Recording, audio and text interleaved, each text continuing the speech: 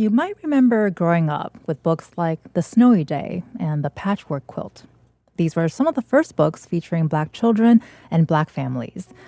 And while efforts have been made to expand the books and curriculum used to teach Black history, African American children's literature can still be limited.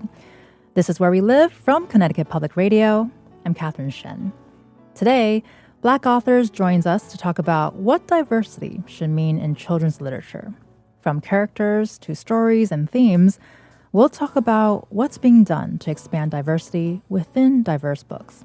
And of course, as always, we want to hear from you. Let us know if you have a children's book that you would like to shout out. Email us at wherewelive@ctpublic.org or give us a call, 888-720-9677. Joining us now is Donnell Clayton. She's the board chair of the nonprofit We Need Diverse Books and is also a New York Times bestselling author. Donnell, thank you so much for joining us today. Thank you so much for having me. I'm really excited to chat. Well, we're really excited to chat as well. Also with us is Nicole Hawkins. She is the Youth and Family Services Early Literacy Coordinator at the Hartford Public Library. Nicole, thanks for being here. Thank you for having me. Good morning, everyone. So, Nicole, I want to start with you. Where did your love of reading start? My love of reading started on my great-grandmother's lap. Just listening to stories she was always teaching me lessons. So I think the first book, which is my favorite book, I probably have 2 or 3 copies of it, is The Little Engine That Could. That I think I can.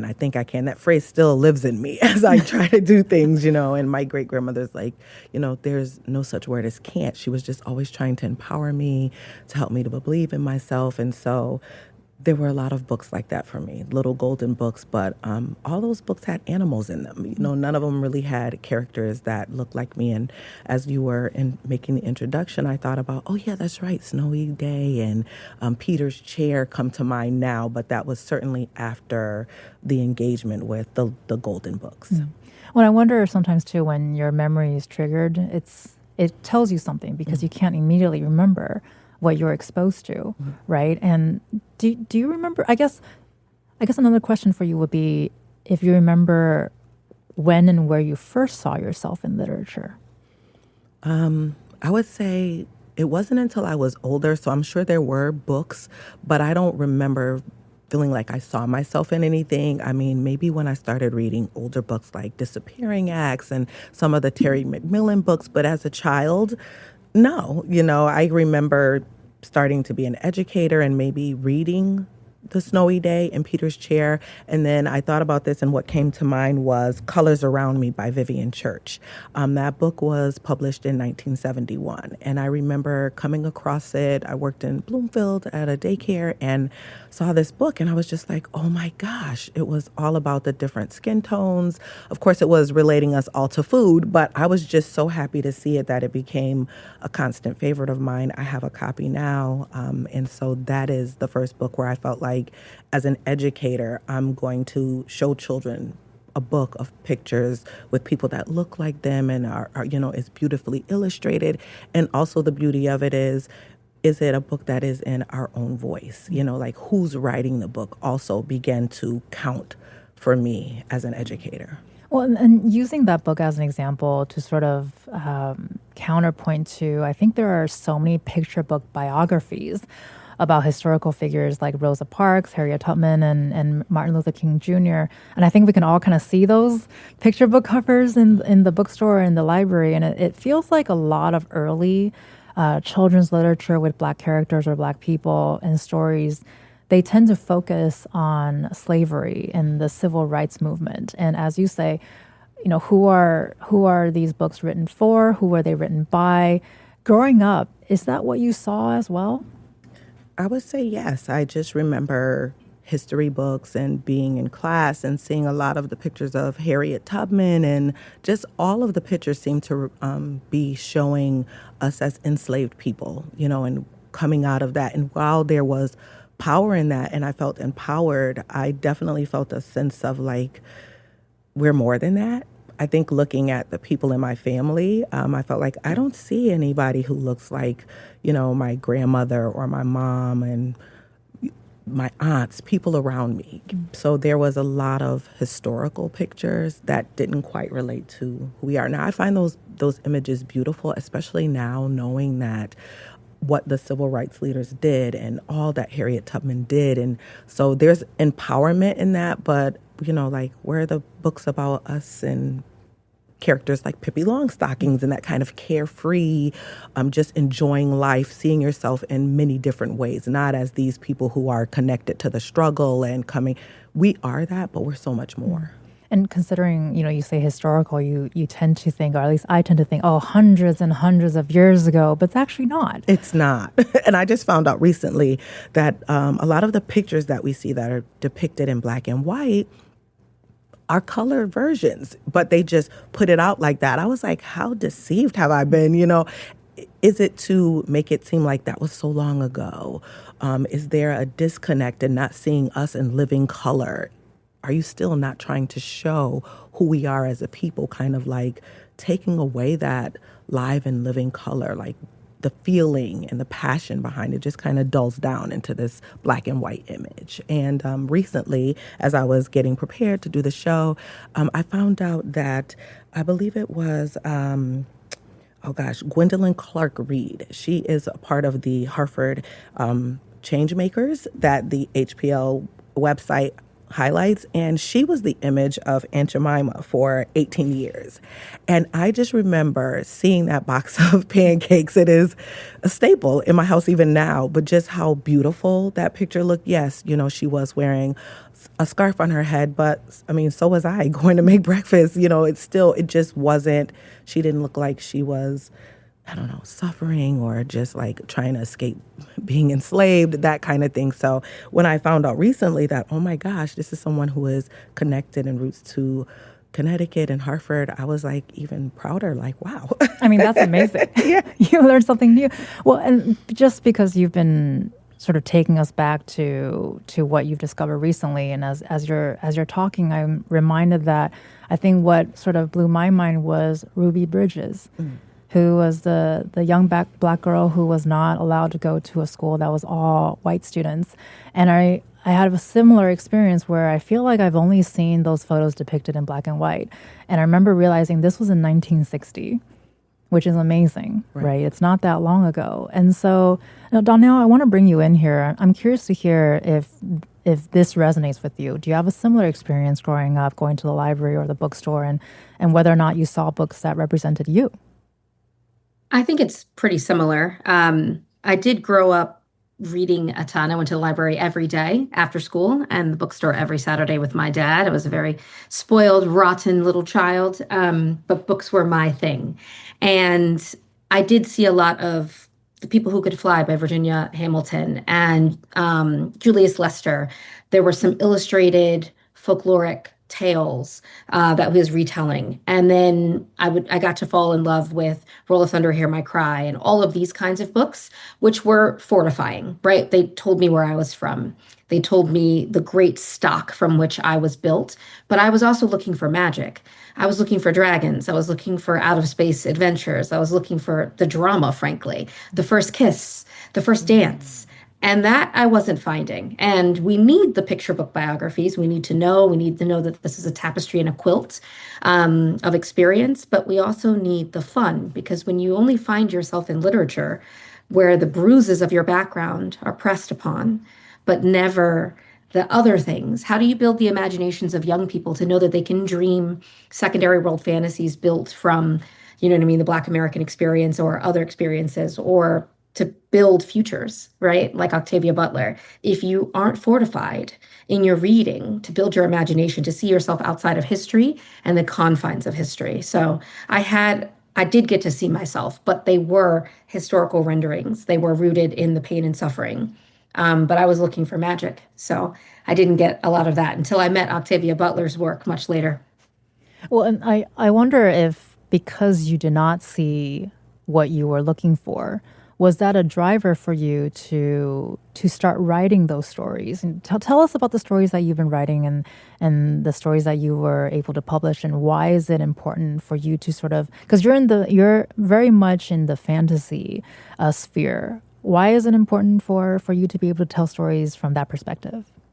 Absolutely. I was a teacher and librarian at a Title I school in East Harlem, New York for years. And all of my students were Black and Brown students, first and second generation, some, Black American. And they were looking for magic and asking me, why don't Black kids get to save the world? And it's gutting to not be able to find a book, especially with a little Black boy that can save the world when there are thousands of books featuring other kids that get to save the world. And that's why I started writing fantasy. I read it my whole life, but I never thought I could be a writer.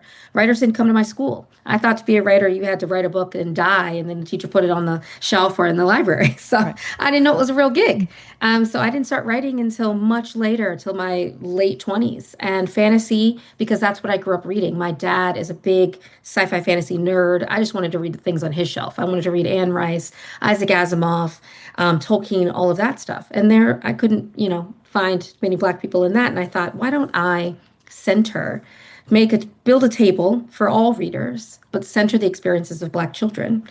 Everyone can come and eat, but making sure that they are centered. And so when I started writing The Marvelers, I took the story of Ruby Bridges and I said, what if I built a magic school around a little Black girl who's the first of her kind to go to a magic school in the sky?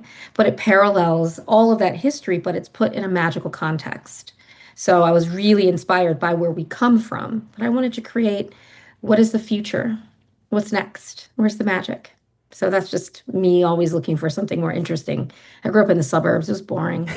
So Well, we're all laughing here because imagination is such an amazing thing. And Nicole, you've been nodding as Donnell was explaining her sort of journey. What are your thoughts? Just thinking about, like, I just came into reading Kindred maybe 5 years ago. You know what I mean? And I was just Kindred like, by Octavia Butler. Like, where was this book? How come I didn't know about it? And the magic that was able to engage in as part of that book, it quickly became one of my favorites. But if you'd asked me a few years ago what were my favorite books, that would not have been one of them. Granted, in the book, she does kind of go back into this time where we were enslaved, but she is a very empowered person in the present, in the story, the main character. So, but in even thinking about The Princess and the Frog, that kind of magic that Disney was able to put forth, and the whole idea of there's a whole different genre to be able to explore and see yourself as superheroes. So I definitely agree with everything that was said. I just kind of, wow, it was a wow moment that I'm just now reading this book as an adult, not even 5 or so years ago. right. I have and how unfair is that? Yeah, right. How unfair is that? Right. That you, as a young person, didn't get to have your imagination built from the building blocks of fantasy and historical and nonfiction and all of those things. And if we're able to give young people all of the stories, what can they make from that? Yeah. Well, I think it's amazing to hear what you've both just shared because I think with a lot of culture, including myself, is I think a lot of our history and backgrounds are so filled with mythology. And it's amazing to see a lot of them explored today. But I certainly personally have also not seen that explored as a kid. And so if you ask me, when did I see myself represented in literature? I need a moment to really think about it. Because just like what you were sharing, Nicole, earlier, that I can't really immediately think of that moment until much later, I think, as a young adult or even as an adult, really. And Nicole, I want to expand on what you were just talking about too, in terms of a lot of the stories that you're reading, Octavia Butler, for example. Oftentimes, when we read those stories, you have to go back to your history. But when you think about expanding narratives and bringing more diversity within diverse books, what comes to mind for you? For me, it's just how many books we're reflected in. So I was kind of looking back at some information I'd had just in terms of like how many books have Black characters as the main character. And for me, of course, my genre is like children's picture books. I never grew up from that child whose grandma was always buying her the little golden books. I still have a large library of children's picture books. So I'm kind of focusing on that early literacy experience. And so in a lot of those books, Black people, African Americans, people of color are just not depicted as much. The updated stat says that 28% of the main characters are about white people. And then you have 13% about Black, and then kind of 19% about animals. So even animal, books for children have animals that are talking and, doing all these wonderful things. But it's like 13% of books are about us. The beauty of working in the library is being able to curate the collection. Now, I am a person who didn't see myself in books, in a very empowered position to now be looking at books that are, what are we putting on our shelves? What are families seeing when they come in? But not just, Black, but Black, brown, any type of diverse book. You need to be able to see yourself. So looking at our branches right now, there are a lot of books. There's a lot of Black hair books right now, but they're just a lot of books. So our shelves are very reflective. But for me, what needs to happen is it needs to continue past Black History Month. Like, it's great. And I would say for the most part, you are going to come into the Hartford Library and children from Black and brown communities are going to be able to see themselves, but it needs to be something that is highlighted always. I'm Black 365 days a year. It needs to be seen. And it's like you're robbing children of this idea of what I can be. I'm just going to go with the quote because we just lost Jesse Jackson and how he said, if my mind can conceive it and my heart can believe it, I know I can achieve it. There's such an empowering feeling I get when I'm going into childcare centers with all the little Black and brown faces looking at me. They're like, you're from the library, you're the librarian. And I'm saying the next generation of librarians are looking at me right now. I clearly remember going to the library and there being the white librarian, nothing against that, but she didn't look like me. I didn't think I want to be a librarian. I wanted to be an educator because my great grandmother gave me my love of books and she, looked like me. So just the understanding that we're still not represented enough. There's still more work to be done. And Donnell, I want to ask you too, in terms of representation, because so Nicole, you're working on expanding the library shelves with more diversity in all of the ways. And Donnell, you're an author, but you're also the owner of a company working to create diverse books for all ages. Can you talk about this company, how it first started and what inspired it? Oh, sure. I'm the board chair of We Need Diverse Books, which is a nonprofit 501c3 that wants to make sure that every kid can walk into their library, their public library, their classroom library, and their bookstore and be able to see themselves reflected on the shelf. And so I was one of many authors that came together. It was founded by Ellen Oh, who's a wonderful Korean American author who got really mad that there was no representation at a big industry event called Book Expo of America. They were lauding 13 luminaries of the children's book field, and it was all white men and women, and then the grumpy cat. But there was no diversity. There weren't any other diverse authors. And she basically sent out the bat signal to all of us and said, okay, we're going to share online, # We Need Diverse Books, why it's important. So we got parents, teachers, librarians, educators, all to talk about it online. And it went viral for 3 days. And then that was 10 years ago. And we kicked off this nonprofit that's trying to get at the problem from many different vantage points, from working with publishers to writers to librarians to educators to teachers, and make sure that they are serving the needs of our young people and building literacy and their imaginations, but also making sure that authors can have access and show off their books and make a living, especially with the busybody book banners, I call them, trying to suppress voices and make it seem as though every child doesn't deserve a place in books. So yeah, we're just really busy trying to make some good trouble. Well, keeping busy is not a bad thing, and we'll be talking more about everything that we just talked about after a quick break. Today, we're talking about Black stories and expanding young adult and children's literature. Coming up, we have 2 picture book authors who will share their stories. And staying with us is Nicole Hawkins, who's the Youth and Family Services Early Literacy Coordinator at the Hartford Public Library, and Donnell Clayton, who's the board chair of We Need Diverse Books, and she's also a New York Times bestselling author. Let us know if you have any books that you would like to shout out. Find us online at Where We Live. You can also email us at wherewelive@ctpublic.org or give us a call, 888-720-9677.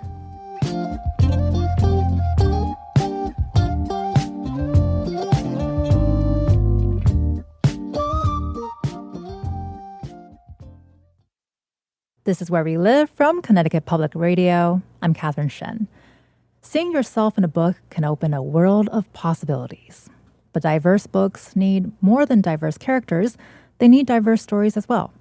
Today, Black authors and experts join us to talk about expanding the world of African American children's literature.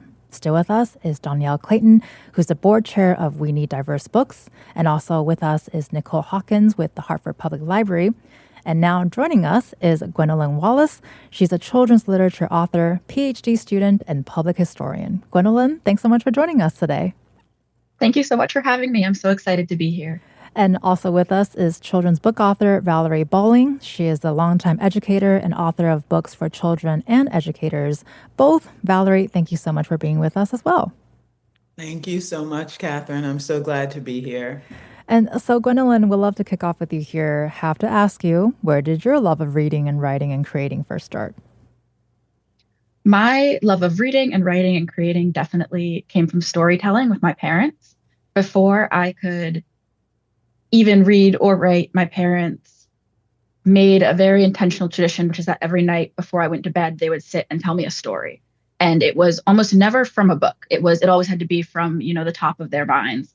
And often it was kind of a co-creative process. So they would ask me, a new character is coming in. What should their name be? What kind of animal should this character be? And I have really fond memories of kind of making these stories together with my parents, and it always being the best way to end the day. And I was very insistent on this tradition. I would wake them up when they fell asleep. And my mom has a very funny story about my dad trying to tell me a story, and I had lots of stuffed animals, so they often became part of the story. And my dad fell asleep in the middle of that during my nap time. And so I walked down the street to where my mom was at a neighbor's house in just a t-shirt and my diaper, and told her that dad had fallen asleep telling me a story and she needed to get this back on track. So before I could actually write my own stories, I was very insistent that storytelling would be a big part of my life. And my parents definitely fostered that. Please tell me that's in a picture book somewhere.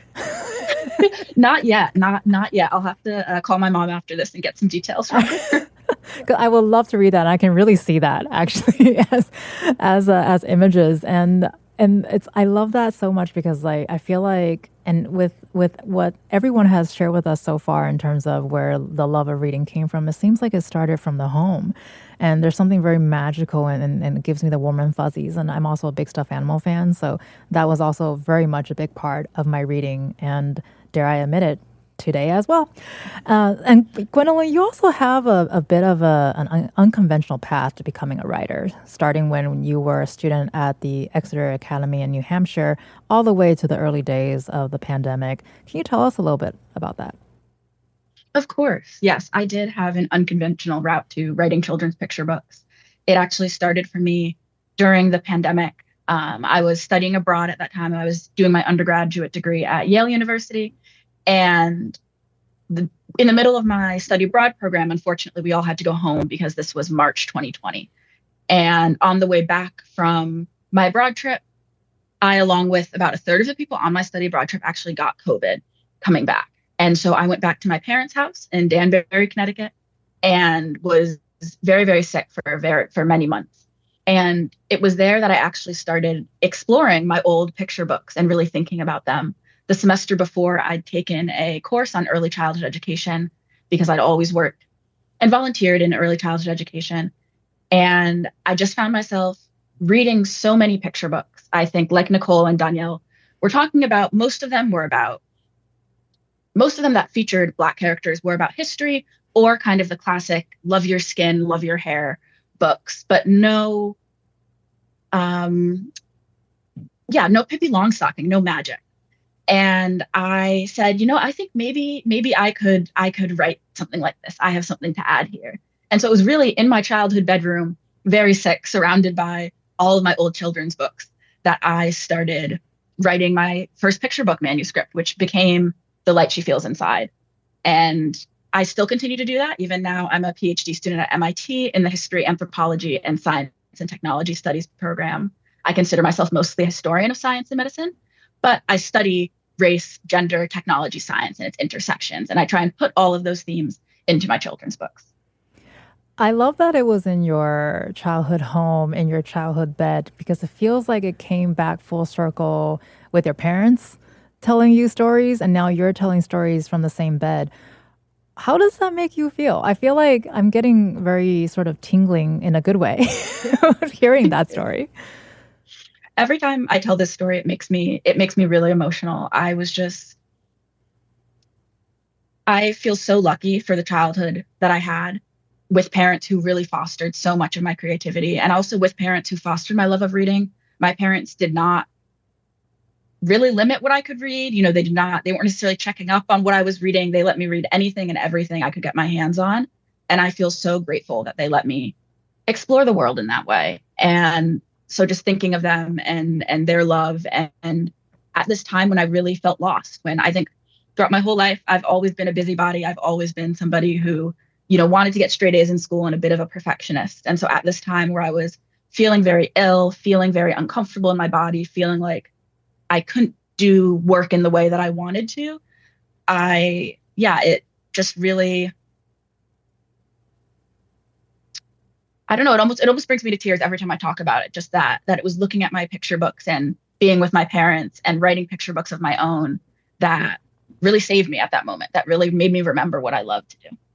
Well, I'm really glad. I'm not glad that you got sick, but I'm really glad that you were able to sort of channel that and create the story. And now you're here sharing that magical story with us. And Nicole, I think you have something to say. Yeah, I just wanted to add that what a beautiful realization that literacy and the love of reading kind of comes from home. And it is the thing that we need to foster in families and in children. Bring your children to the library, to these story times, that you are really creating a strong foundation in them, that it may seem like, why are we doing this or why are we attending story time? But somewhere down the line later, you're planting a seed, the love of literacy, the love of books, seeking knowledge, curiosity, and again, the idea that even with Danielle, if you don't see yourself in the book, you're going to go and create it. And so I love these constant reminders that people are getting that it is so important to instill a love of reading and books to young children.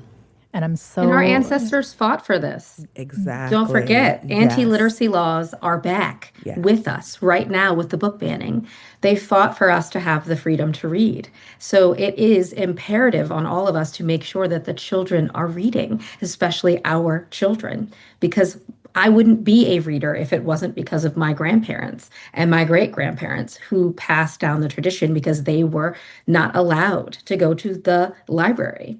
My dad talks about the bookmobile coming through Mississippi because he wasn't allowed to go to the library. So it is so important for that reading. So I also feel blessed to have parents that were like, you're going to read this book and you're going to love it. And now I get to build a life out of letters. Right, and we better love the books that you're writing. So true. Absolutely. And I want to chime in here too. I mean, Gwendolyn, look at you. What you've said has us all responding to you. But true, part of the thread in this conversation is that, and I haven't gotten to share yet, again, I'm Valerie Bowling. I'm a longtime educator and an author of books for children and teachers. And the other part of what you said is not only that this love of literacy was fostered in our homes, but you said books save us. And that is why we need to have books that center Black children, Asian children, non-binary children. I mean, we need to see everyone represented so that children can see themselves, because you never know when someone is going to pick up a book and have an experience where that book literally saves them or heals them, and even just makes them feel, as I always say, seen, heard, valued, and validated. Well, and then Valerie, what a perfect moment for me to ask you, because we've been talking about fostering book joy, I think, from the home. You also had an experience storytelling with your nieces, and I think that was the moment where you decided that you want to write for them, because you've been writing all your life, but you didn't start writing picture books until this moment. Tell us about that. Right, sure. So I have two nieces who, first of all, I'm going to shout out Zora and Anya. Zora will be 14 next month. I can't believe she's going to high school next year. And Anya will be 12 in May. And I got separate texts from each of them yesterday telling me they got their ears pierced. But when they were 2 and 4, they had spent a week with us. This was in 2016, during December for the break that my husband and I had off from school. And I was reading a lot of books to them. And not only was I reading a lot of books to them, but they were inspiring stories just because of their actions, the things that they did. And I was like, oh, this would be fun to write about. So I think it was interesting because it was that intersection of both reading to them and also being a natural writer, having them inspire stories. And I thought, what would it be like? Could I write, a picture book? What are the books that I would like for them to read? They're so joyful, they're so fun. We would sing a song while they're brushing their teeth, and they dance. And so I began to explore that. And each year, my husband and I set goals, and both as individuals and as a couple. And so, one of my personal goals for 2017 was to explore the possibility. It wasn't like I'm going to write a picture book, I'm going to get a picture book published. It was more, let's just explore and so forth. And so, I reached out to some folks, I took a class.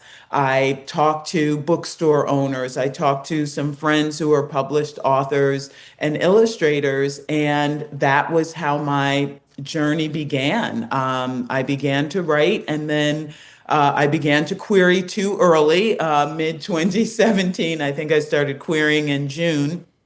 But my first book was acquired the following year. It was acquired in June of 2018, which is Let's Dance, and it was published March of 2020. Well, and because throughout this hour we've talked about the changes that we've seen in African American and Black children's literature, and since beginning your own journey, it's been about 9, 10 years now. Have you seen any changes over the last decade or so? In terms of the industry itself, I really have. When I feel I got in at the right time, maybe even prior to that would have also been fine. But I got in, I mean, Danielle talked about we need diverse books and, this push for our stories and diverse stories. And so there really was a push. And I would say, certainly between 2020 to 2022, people wanted our stories. There was something that occurred called What Publishing Paid Me. That was in 2020 as a reaction to what was going on in our world at the time, and George Floyd, and the killing of Black men, Black women.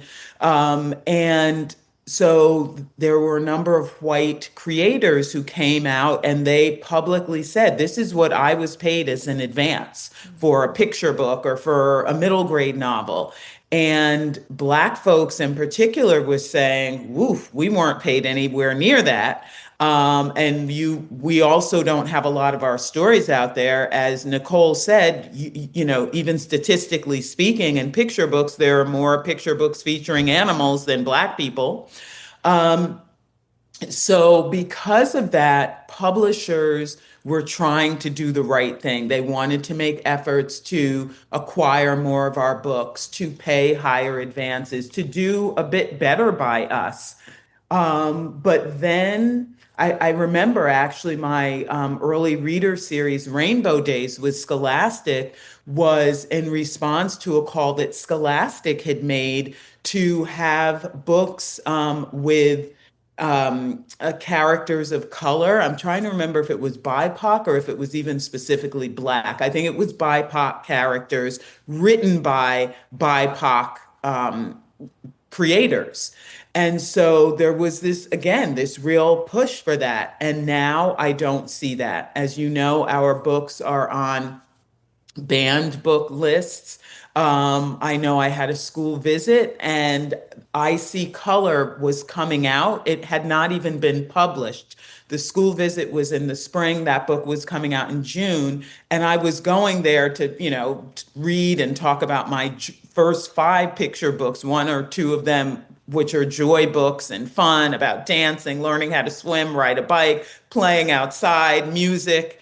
But some parents had heard about I See Color, not even having read it, and so they chose not to send their kids to school that day. It was, in fairness, it was a small, I think it was maybe 2 or 3. It wasn't a big, overwhelming amount, but to choose to keep your kids home because an author's coming, I mean, it just, and it's very difficult to sell books right now. Very, very difficult for a lot of people in just the industry. There are a number of reasons that are too much to get into here, but I think we in particular are really having a tough time. Well, and Danielle, I would love to get your experience here too. Respond to what Valerie just shared. But because you also mentioned book bans taking place across the country earlier, how has that impacted the publishing world?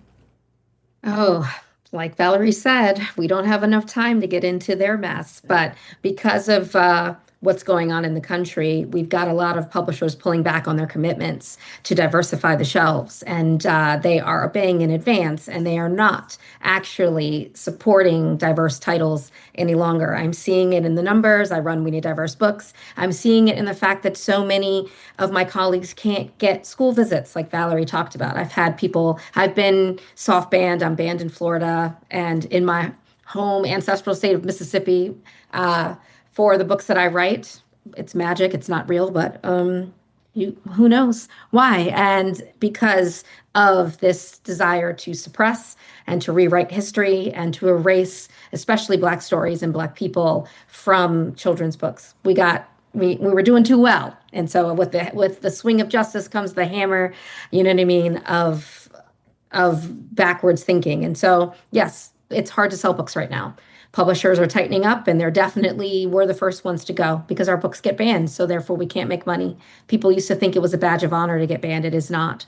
You are being erased actively. It affects your pocketbook. It affects how you can move. So yeah, we're in trouble, but we won't ever stop. We come from people who protest and who are joyful.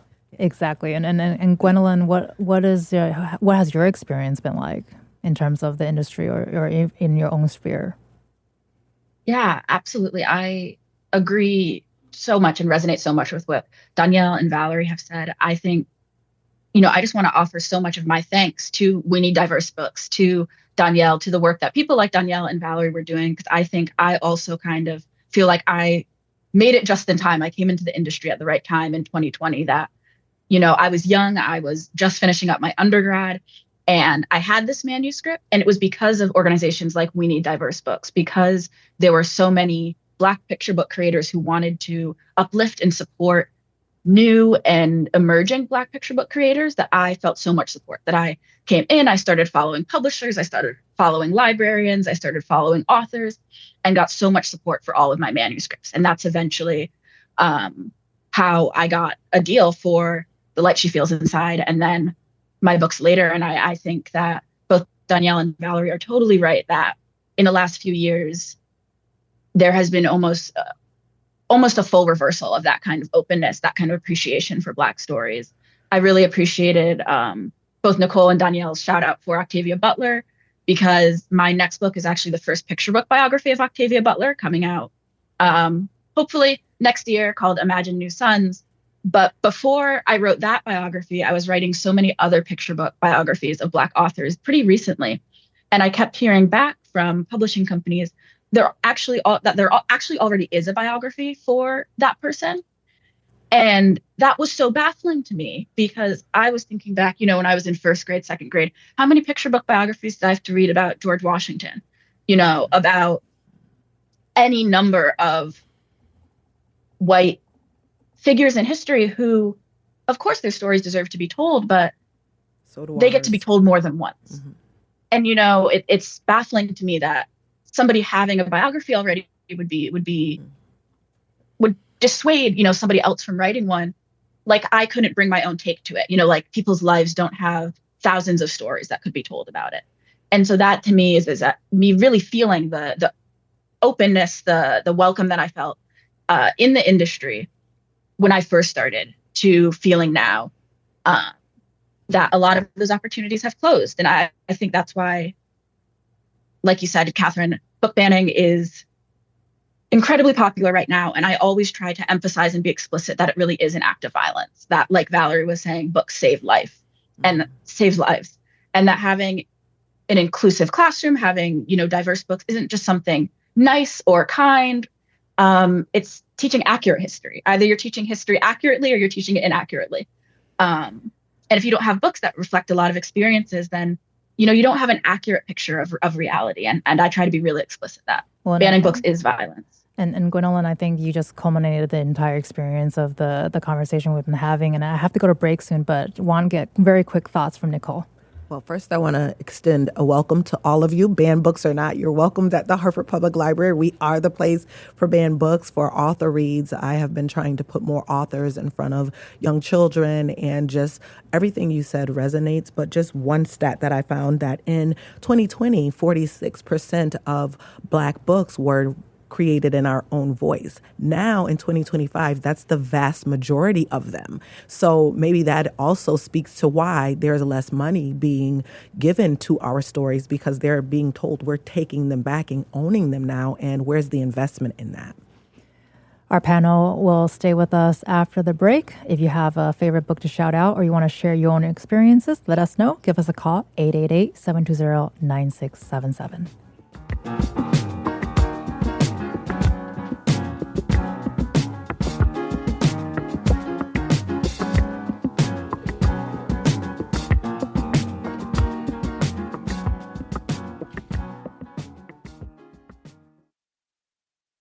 This is Where We Live from Connecticut Public Radio. I'm Catherine Shen. Today, we're dedicating the hour to African American and Black children's literature.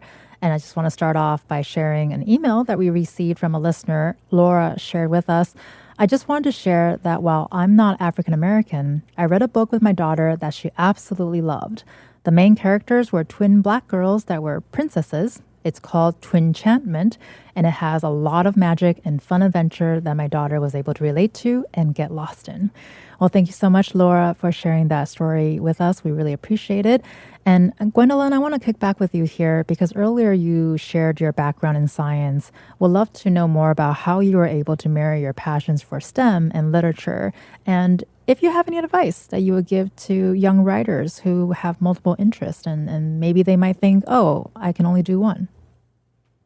Absolutely. That was such a huge struggle I had throughout my life. I really stopped writing for most of high school and some of college because I found that I had a really big interest in biology and math. And I really believed in a lot of people who said you had to choose between STEM and the humanities. And though I loved writing, I loved reading, I especially loved poetry at that age, I stopped doing all of that and said, okay, well, I choose STEM. And I didn't realize how much I missed that part of me until I got to college and started really reading a lot more literature by Black women, reading more literature by Toni Morrison, by Audre Lorde, by June Jordan. And then I started to learn more about the histories and the intersections of race and technology, started to learn more about histories of experimentation, histories of medical inequity. And it became really important for me to begin thinking about how we share STEM themes with children in a way that is accurate and inclusive and reflects that there are so many valuable, important, and equally valid ways to know the world. And I think that often representation and conversations about representation, especially in children's literature, can kind of start and end with the visual. But it was important to me, especially when I was writing my second picture book, Joy Takes Root, which is about a young girl gardening with her grandma in South Carolina, that I just didn't want to write a gardening book that happened to have a Black character, but it could have been a white character or a character of any other race. I wanted to write a Black gardening book. I wanted to write a book about gardening that also explored themes of connection with the natural world, reciprocity, thinking of your ancestors, the kind of herbal remedies that my grandmother worked with. And those kinds of themes are important for all of us to learn. And, I think that people are maybe warming up more now to the idea of inclusivity in the humanities, but I think we're still really missing that in STEM. That, when I learned about the planets and the constellations, I wasn't learning about the names in other languages, in other cultures for different constellations. I wasn't learning about how other cultures measure, how other cultures think about the world, how other cultures think about ecosystems. I was just learning about one. And so I'm really passionate sharing for adults and kids those intersections between STEM and the humanities, and that it's important for kids not just to see characters who look like them, but that characters are exposed to all different ways about thinking and relating to the world, because that's how we make change. And children have the biggest and brightest imaginations, and we need their help in making a better world. But they need to be exposed to lots of different viewpoints to do that. And so we only have a couple of minutes left, but Valerie, I think you want to respond to something from earlier. Yes, the idea of banning books and, books not being acquired in the ways that they were in the past. I know Danielle talked about the fact that it's a money issue. It hurts authors, absolutely. It also, of course, hurts children. We have heard time and time again how we were inspired by certain books. And even Gwendolyn just talking about, exposing children to different types of books and ways of thinking, or the email you just received from someone who is not Black or of color, but yet her child still loves books that center us because she can relate to those experiences. So we really need to think about the disservice we do to children, or even when we say, well, we already have a biography by that person. But when we teach children how to research, aren't they supposed to have numerous sources on the topic to compare and learn more? I mean, that's certainly how I've researched for biographies that I write.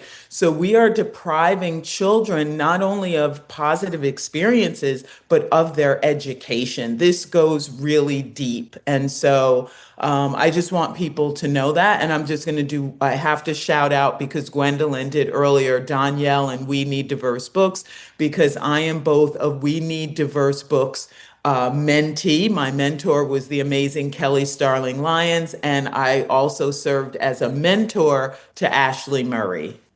Well, appreciate that. And we only got about a minute here, so I would love 30 seconds from Danielle. Final thoughts for our listeners today. I would just say that these stories are so important. We are in the business of building the imaginations of young people so that we can build the next generation of leaders and librarians and writers and people in tech. And books are the answer. And like it was said here before, that books save lives, and we have to protect the freedom to read more than ever right now. So get involved. Go to your library, your local library. Ask your librarian what you can do. The librarians are the lighthouses of our communities. We have to keep the light on. And so they need help at this time. And so do the writers. Read books, talk about books, shout them out, make them your personality. It's the best part of us. Thank you so much for that. Nicole, 30 seconds. And coming up in April, authors will be able to take part of our Draft to Dream Author Incubator program, where we are encouraging those who have a draft to come and see their book published. And we want to get all kinds of stories, and especially those that represent our community. Well, we appreciate all of you for joining us today. You've been listening to Nicole Hawkins, Gwendolyn Wallace, Danielle Clayton, and Valerie Bowling. Thank you all so much for joining us today. Thank you. Thank you. I'm Catherine Shen. Today's show is produced by Tess Terrible. Our technical producer is Dylan Reyes. Download Where We Live anytime on your favorite podcast app. Thank you all so much for listening. And as always, happy reading, everyone.